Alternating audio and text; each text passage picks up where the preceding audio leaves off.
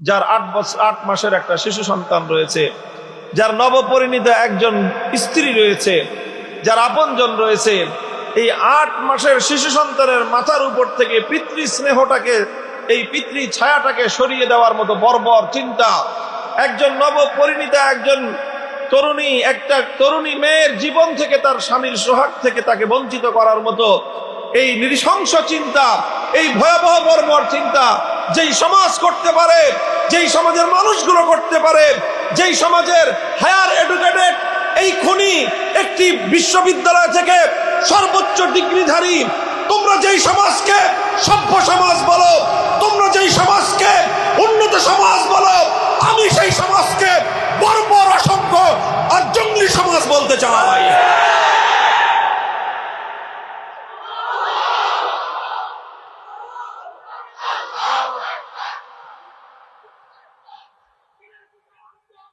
মুহতারাম হাজিরিন, ঘটনা শুধু একটা আলোচনায় এসেছে, পত্র পত্রিকার মিডিয়ায় শুধুমাত্র একটা ঘটনা আলোচিত হয়েছে। ওসমান হাদির মতো একজন আলোচিত ব্যক্তিকে, জনপ্রিয় ব্যক্তিকে হত্যা করার কারণে বিষয়টা লাইমলাইটে এসেছে, আলোচনা এসেছে। অসংখ্য অগণিত হত্যাকাণ্ড প্রতিনিয়ত ঘটছে।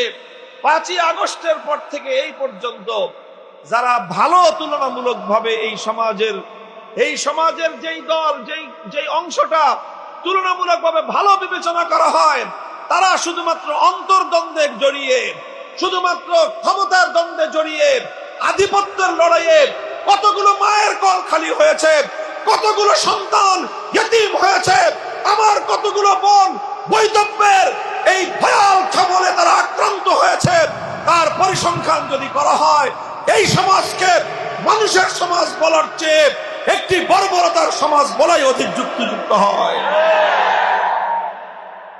মুহতারাম হাজিরিন, বলতে চাই, আবার নতুন করে সেই জাহেলিয়াত সমাজকে গ্রাস করতে উদ্যত হয়েছে।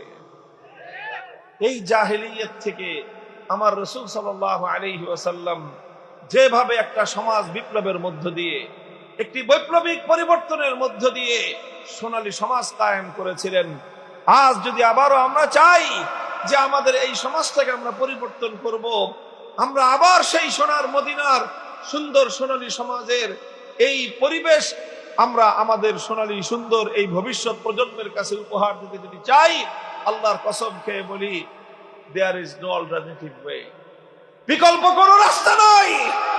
তোমাকে আল্লাহর পয়গম্বরের আদর্শের কাছে আসতে হবে, তোমাকে সেই সোনার মদিনার সভ্য সমাজ থেকেই তোমাকে শিক্ষা গ্রহণ করতে হবে। প্রশ্ন হলো, নবী আকরাম সাল্লাল্লাহু আলাইহি ওয়াসাল্লাম এই ইনকিলাব, এই বিপ্লব, এই পরিবর্তন কিভাবে এনেছিলেন? আল্লাহর নবীর কাছে এমন কি জীবন কাঠি ছিল যার ছোঁয়ায়, জাদুকরী ছোঁয়ায় এইরকম একটা বৈপ্লবিক পরিবর্তন এসেছিল? কোরআনে কারীমের তেলাওয়াত কিন্তু আয়াতের মধ্যে আল্লাহ পাক রব্বুল আলামিন আমার নবীর সেই বৈপ্লবিক কর্মসূচিটি ধাপে ধাপে তিনি কিভাবে স্টেপ বাই স্টেপ সেই বর্বর সমাজটাকে সুন্দর সমাজে পরিণত করলেন।